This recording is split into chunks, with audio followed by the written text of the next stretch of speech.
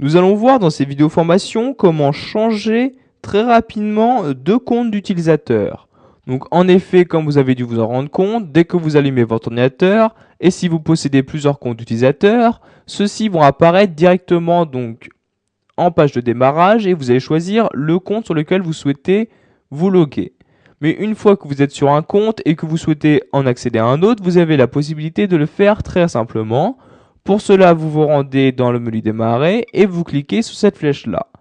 Donc tout d'abord, vous avez la possibilité de fermer votre session, donc ce qui va vous fermer toutes les applications en cours ainsi que votre travail et vous remettre donc sur la fenêtre vous demandant de choisir les différents comptes d'utilisateurs. Vous avez aussi la possibilité de juste changer d'utilisateur, ce qui va vous permettre donc de changer d'utilisateur tout en gardant le travail en cours dans votre session. Donc ici, nous allons changer d'utilisateur. Donc vous cliquez sur changer d'utilisateur et vous allez revenir donc dans la partie où vous allez choisir les différents comptes d'utilisateurs. Donc vous voyez ici, je possède deux comptes. Un compte vaut des clics donc où il s'agit du compte administrateur. Donc comme vous pouvez le voir, la session est ouverte. Et un compte enfant de type utilisateur standard. Donc pour l'ouvrir, vous n'avez juste qu'à cliquer dessus.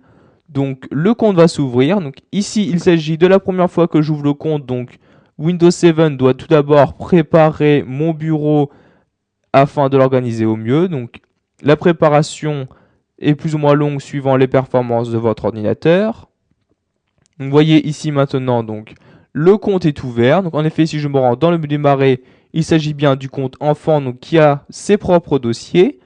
Si par exemple, je vais dans ordinateur et que je vais par exemple dans le disque local C, utilisateur, donc vous voyez ici les différents utilisateurs qui se trouvent dans ce dossier-là. Si par exemple, à partir du compte enfant, je souhaite accéder au dossier de l'administrateur, donc je double-clique dessus, vous voyez que cela n'est pas possible. En effet, le compte enfant n'est pas un compte administrateur, mais un compte utilisateur standard.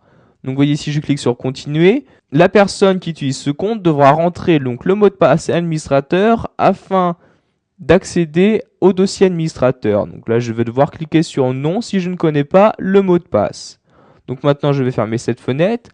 Et si vous souhaitez de nouveau revenir au compte d'utilisateur où nous étions précédemment, donc vous cliquez sur le menu démarrer, puis sur cette flèche-là, et cette fois-ci, nous allons changer d'utilisateur en fermant la session. Donc vous cliquez sur fermer la session. Donc la session va se fermer. La fermeture prendra plus ou moins de temps suivant le nombre de programmes que vous aviez d'ouvert. Donc maintenant la session est fermée. Donc vous pouvez voir que session ouverte n'apparaît pas ici. Et pour revenir à vos déclics, donc vous cliquez sur vos déclics.